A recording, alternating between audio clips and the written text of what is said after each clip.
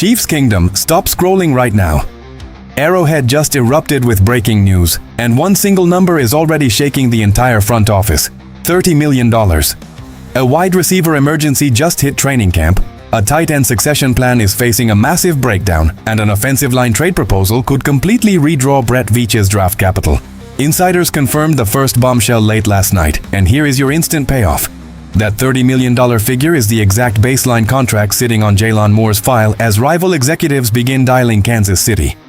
If you bleed red and gold more than you hate the Raiders, hit like and subscribe immediately.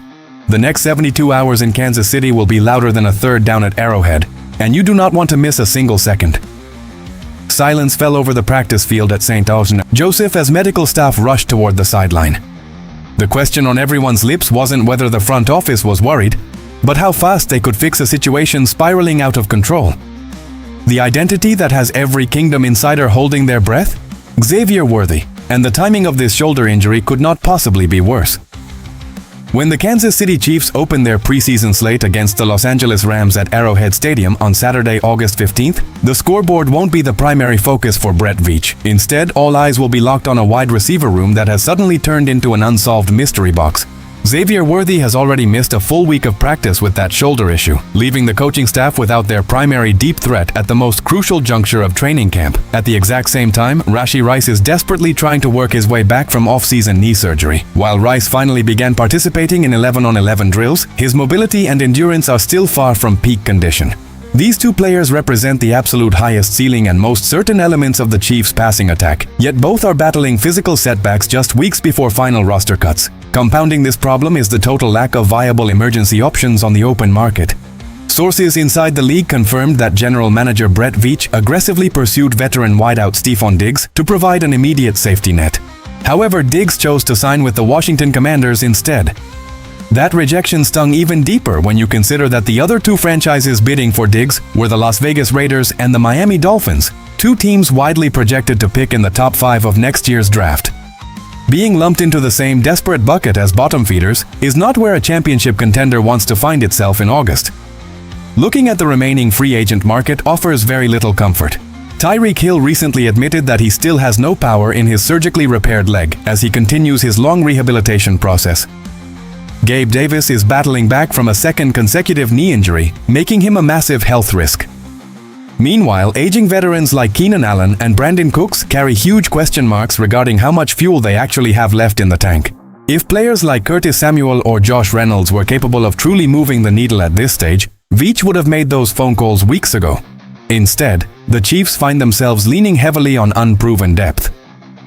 Day 3 rookie Cyrus Allen has generated considerable buzz in camp, but relying on a late-round rookie before Week 1 is a dangerous gamble.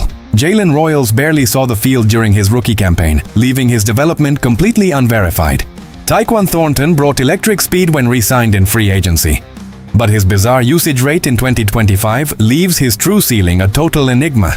The organization simply does not know what it possesses in this room, and much of that ambiguity falls directly on front office strategy. This receiver crisis changes everything for Patrick Mahomes in 2026. Without a proven veteran separator, defenses will stack the box and double-team Travis Kelce with impunity, drastically slowing down early season offensive efficiency.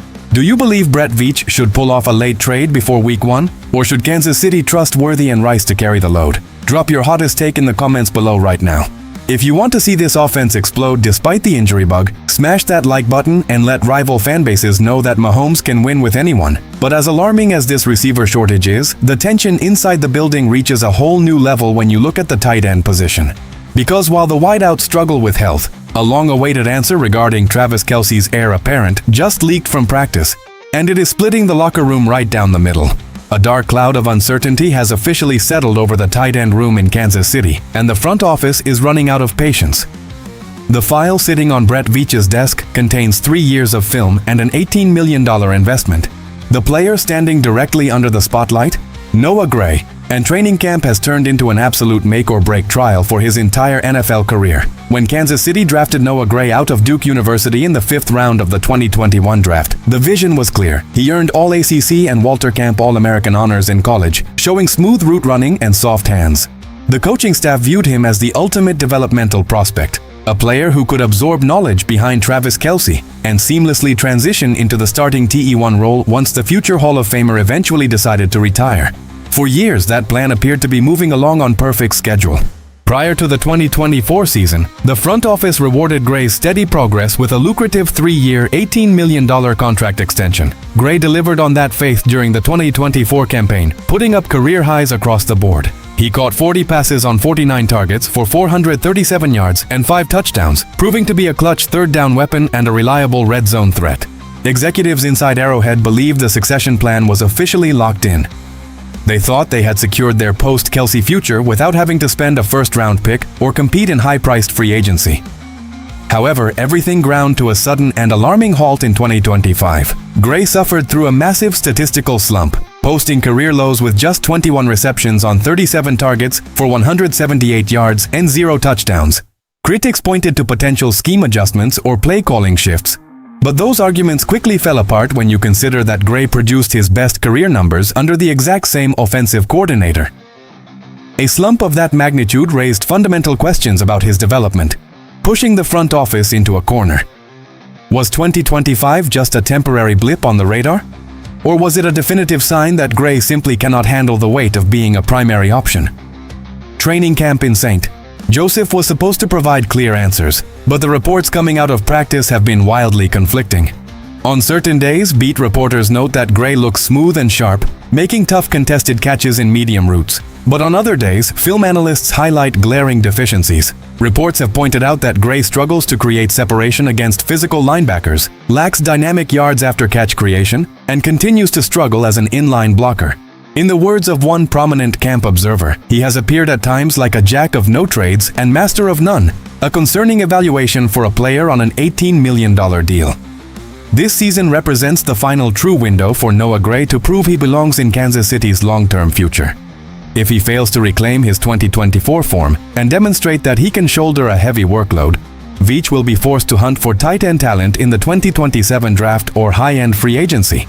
With Kelce entering the twilight of his legendary career, the Chiefs cannot afford a void at TE1. Do you think Noah Gray has what it takes to step into Travis Kelce's shoes, or should Kansas City cut their losses and draft a new tight end next spring? Drop your opinion in the comments below right now. If you believe in local development and want to see Gray dominate this year, hit that like button and show your support for the kingdom. Yet, as critical as the tight end debate is for the future of this offense, an immediate front office move is developing on the offensive line that could alter the entire roster structure within the next 48 hours. A rival contender just suffered a catastrophic injury, and Brett Veach is holding all the leverage in high-stakes trade negotiations. Phone lines between Kansas City and Washington are suddenly heating up following a sudden medical crisis in the nation's capital. High-level executives are weighing the value of veteran insurance against draft capital leverage. The identity floating at the absolute center of these high-stakes trade discussions? Jaylon Moore, and his position on the Chiefs' roster depth chart, has never been more volatile. The main story coming out of Kansas City training camp was supposed to be the fierce right tackle competition between veteran Jaylon Moore and undrafted rookie free agent Khalil Benson.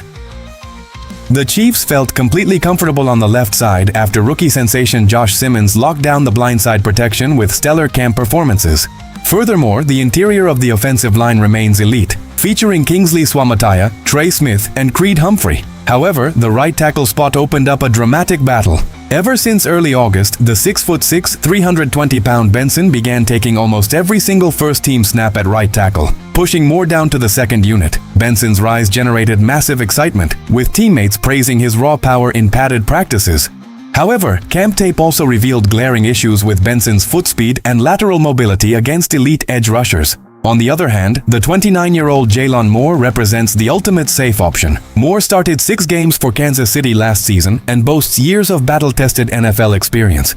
Originally brought in on a 2-year, $30 million contract to play left tackle, Moore was shifted to a backup swing tackle role after Simmons unexpectedly fell to Kansas City in the draft. While Moore has proven to be an above-average spot starter, his $14.2 million base salary makes him an expensive luxury on the bench. That scenario changed dramatically when Washington Commanders left tackle Laramie Tunsil suffered a severe torn triceps that will sideline him for a massive portion of the 2026 season. Desperate to protect their franchise quarterback, Washington immediately began scouting available tackle depth across the league, and Jaylon Moore quickly emerged as their top target. Under normal circumstances, trading an experienced tackle for a fifth-round pick might seem like a modest return. However, if Brett Veach agrees to eat a portion of Moore's base salary, the compensation could easily climb to a conditional fourth or even a third-round pick in 2027. Freeing up roughly $8 million in salary cap space through a Moore trade would give Kansas City the exact financial firepower needed to address their wide receiver crisis or add an elite pass rusher before Week 1. But trading away proven tackle depth carries immense risk, especially if unproven players like Benson are forced to play full-time snaps against championship-caliber defenses.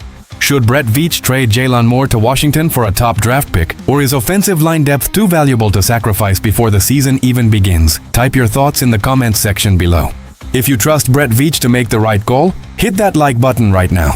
Now, as training camp winds down and final roster cuts approach, all three of these massive storylines are colliding at once, setting the stage for an explosive conclusion that will dictate the entire 2026 championship chase. Three massive storylines, one undeniable truth. The Kansas City Chiefs are entering the most volatile 72-hour window of their entire offseason. From wide receiver injuries to tight end make-or-break seasons and high-stakes trade negotiations on the offensive line, Brett Veach is playing chess while the rest of the league watches in awe.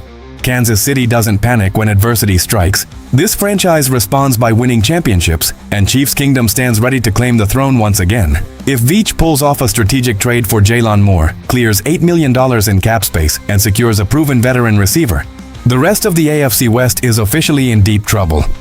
Denver's optimism will evaporate, Las Vegas will remain trapped at the bottom, and Los Angeles won't have the firepower to keep pace.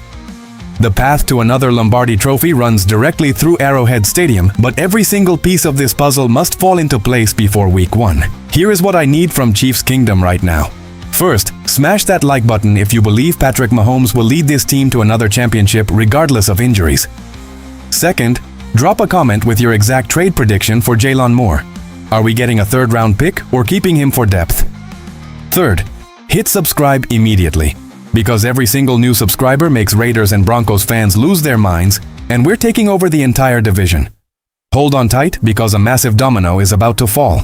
Insiders report that Brett Veach is currently on the phone finalizing a move that nobody saw coming. Meanwhile, the Denver Broncos just cleared cap space to make a desperate counteroffer for the exact same target. Which division rival strikes first? Stay locked to the channel, subscribe now, and let's keep Arrowhead roaring.